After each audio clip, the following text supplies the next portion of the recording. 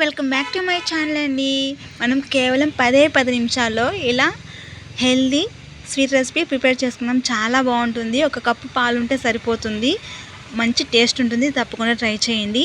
ఇప్పుడు దీని ప్రాసెస్ చూద్దాము. ఇలా కొంచెం అడుగు మందంగా ఉన్న ఇలా ఒక పాత్ర అయితే తీసేసుకోండి. ఇవైతే మంచి మీగడ పాలు అనమాట, స్వచ్ఛమైన ఆవు పాలు.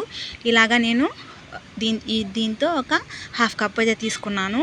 ఈ పాలన్నీ కూడా బాగా దగ్గరకు వచ్చేంత వరకు బాగా మరిగించుకోవాలి. ఇలా వీడియోలో చూస్తున్నారు కదా, మనం పోసిన సగం పాలు ఇలా మరిగి బాగా కొంచెం దగ్గర పడాలి. ముందుగా కొత్త వాళ్ళు మన ఛానల్ ఏమైనా చూసినట్లయితే సబ్స్క్రైబ్ చేసుకుని నాకు సపోర్ట్ చేయండి ప్లీజ్ అండి. మీరు సపోర్ట్ చేస్తేనే కదండి నాకు ఇలాంటి వీడియోస్ చేయడానికి ఎంకరేజ్మెంట్గా ఉంటుంది. ప్లీజ్ అండి డూ సబ్స్క్రైబ్ మై ఛానల్ అండి. వ్యూస్ అయితే చాలా వస్తున్నాయి కానీ సబ్స్క్రైబ్ అయితే ఎవరు చేసుకోవట్లేదండి. ప్లీజ్ అండి డూ సబ్స్క్రైబ్ మై ఛానల్ అండి. ఇప్పుడు ఇలాగా పాలల్లో కొంచెం మీ స్వీట్కి తగ్గ బెల్లం అయితే వేసుకోండి. ఇలా బెల్లం కూడా వేసాక మనకు ఆ పాలు ఈ బెల్లం మొత్తం కరిగి బాగా పాలు చిక్కబడతాయి. ఇప్పుడు ఈ చుట్టూ ఉన్న ఇలా నేను గడితో ఇలా తీసుకున్నాను కదా, మిగడంతా కూడా తీసుకుంటూ ఇలా బాగా లో ఫ్లేమ్లో పెట్టేసుకొని లో టు మీడియం ఫ్లేమ్లో అలా అడ్జస్ట్ చేసుకుంటూ నిదానంగా కలుపుకుంటూ ఉండండి, ఎందుకంటే అడుగు అంటేస్తుంది.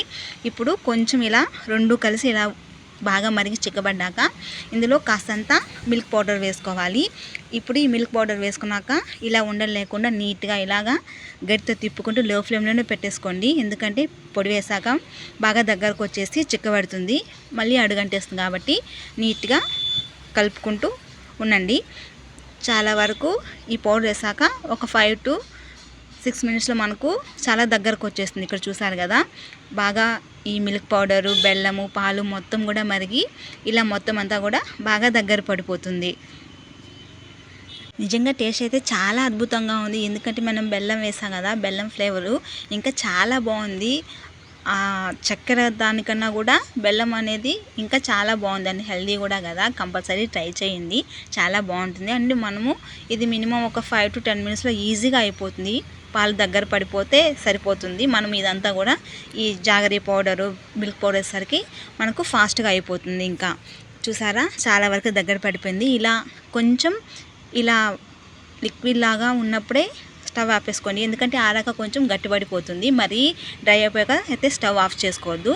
ఇలా కాసేపటికి ఇలా చల్లారిపోయాక ఇలా తయారవుతుంది, కొంచెం పొడి పొల్లాడుతూ ఉంటుంది. ఇప్పుడు మనకు చేతికి ఏదైనా నెయ్యి కొంచెం కొంచెం అలా రాసుకుంటూ మనం ఇలా కొంచెం మీకు ఏ షేప్ కావాలంటే రౌండ్ అన్నా, లేకపోతే నేనైతే ఇలాగా కొంచెం రౌండ్ చేసి మధ్యలో హోల్ పెట్టేసి అలా చేసుకున్నాను. మీ ఇష్టం వచ్చిన షేప్లో వీటిని అయితే ప్రిపేర్ చేసుకోండి. ఫైనల్గా మన టేస్టీ స్వీట్ రెసిపీ అయితే రెడీ అయిపోయింది. చాలా చాలా బాగుంది. తప్పకుండా చేసి ఎలా ఉందో నాకు కామెంట్ చేయండి. వీడియో నచ్చితే లైక్ చేయండి, షేర్ చేయండి.